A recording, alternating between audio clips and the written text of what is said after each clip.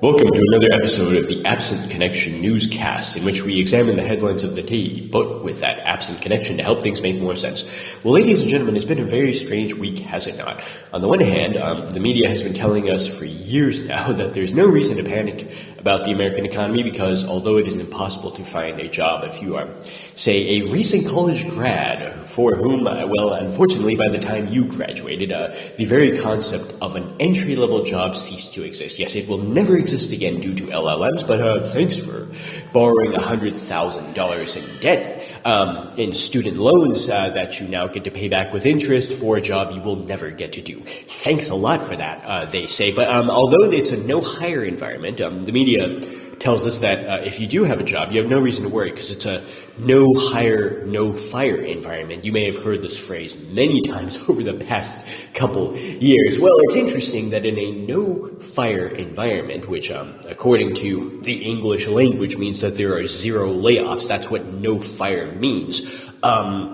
There's been actually more layoffs in recent months than any time since 2009. Yes, that was the other headline running right next to the no fire, no hire nonsense. So with friends like this in the journalism industry, who needs enemies? And indeed, who needs journalists at this point, if that's how absolutely incompetent and clueless about the meaning of the English language these people are. And indeed, we have reached the point now where we don't need these journalists anymore because in a no-hire, no-fire environment, about half of the journalists at the Washington Post, many of whom were reporting this nonsense over the past couple of years, have just found out how much firing can actually happen in such an environment. For indeed, about half of the journalists at Washington Post recently lost their jobs, along with a ton more people at places like Amazon and many other corporations. It's just one on a laundry list of other corporations performing mass layoffs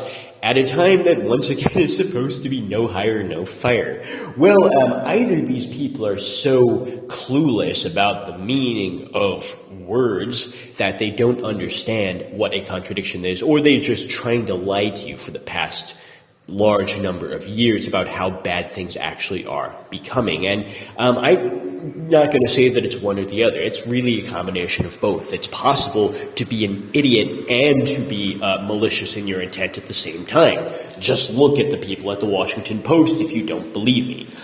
So there's that, but there's also a deeper philosophical problem which is worth discussing on this channel, and that is the misrecognition of a temporary bubble as a sign of lasting value. I think that, which we're going to unpack within this video, is the common denominator across all of these different crises, which has led not just the media, but a lot of people in general public to be caught off guard by what has just happened. So when I say that the American economy has fallen into a state of crisis because a temporarily accelerating bubble was mistaken for substantial measures of enduring value.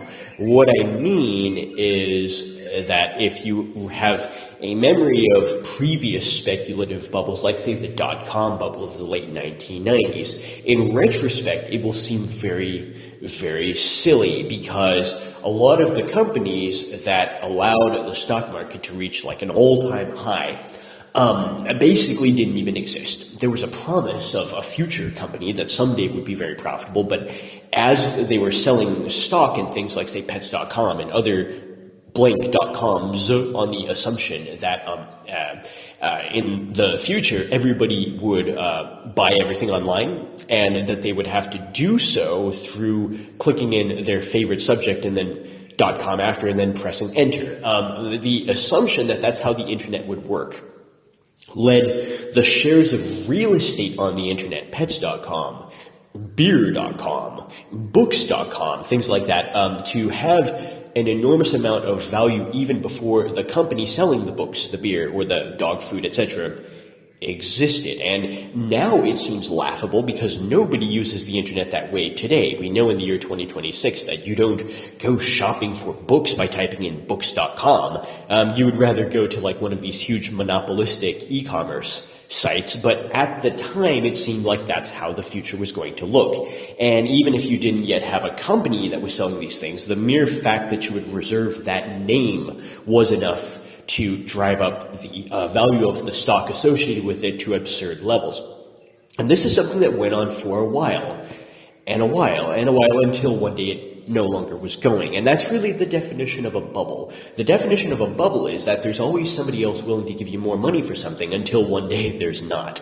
And we saw this repeat in recent years in situations which the professional economists, experts in the media, some of the people who just lost their jobs at the Washington Post said, no, it's not a bubble if, say, you have a situation in which temporarily any tiny house in Florida can find somebody else willing to give you more money, closer to $1 million for it, even if it's in a hurricane-prone area, even if it needs a bunch of repairs, even if it's tiny and definitely not enough to put a whole family in. It's like a little shack, but the experts told us in this new normal, there will always be somebody else willing to give you more for that house, closer to $1 million, until one day there wasn't. And if you were to guess which city in America currently has the highest foreclosure rate, yeah, it would be Tampa, Florida. So this is something which we can understand when it comes to Florida real estate. We can understand when it comes to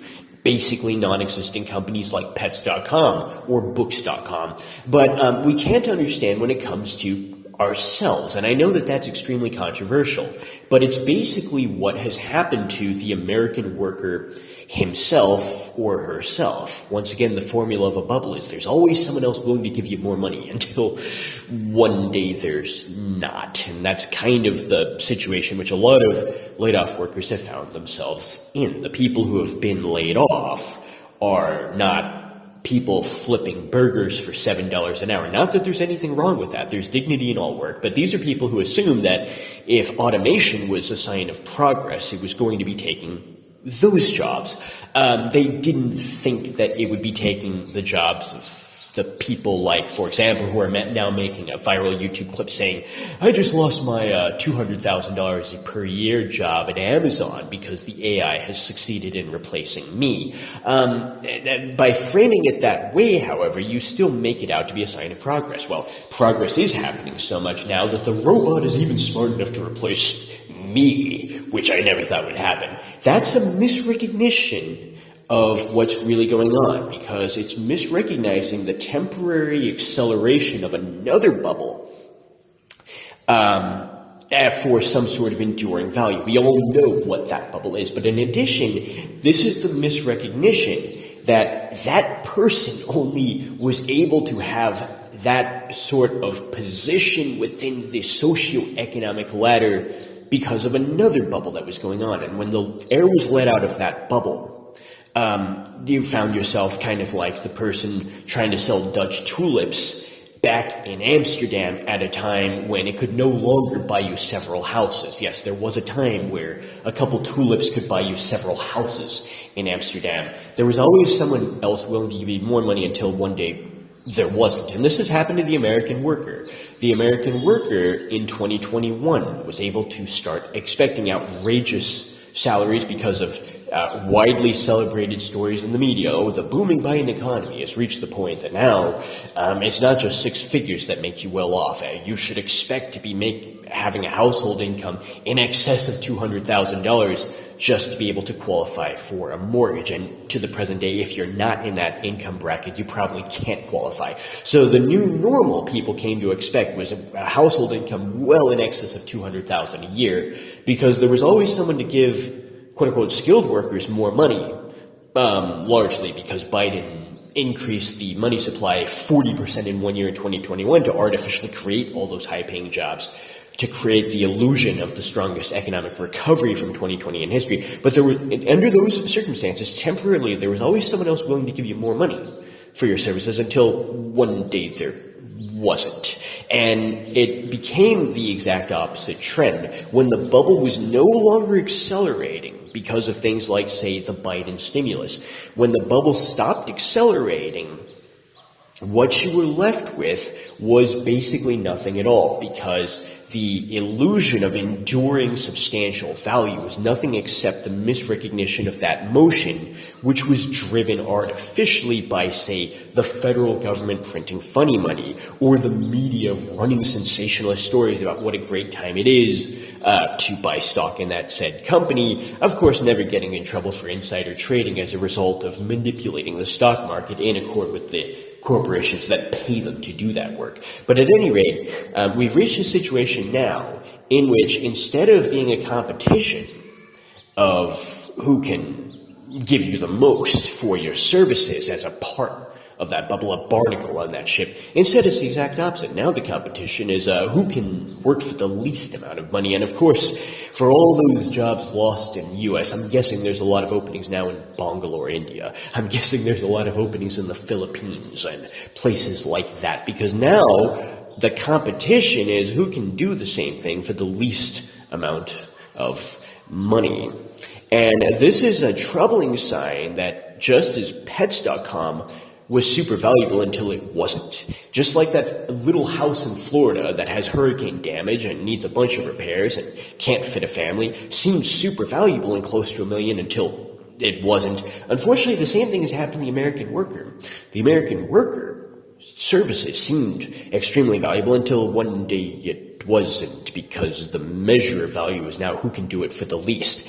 And this is the sort of thing that you will have happen inevitably within America if your economy is built on nothing except speculative bubbles. If you have the world's largest GDP but produce nothing, well, all of that nominal wealth has to come from shady means like this, which means the boom and bust cycle will become only more unstable as time goes on. There is no longer any such thing as career stability. If you read the YouTube comments on videos about this topic, people realize that that's over, but that's because the economy in the U.S. is built on nothing except this problem.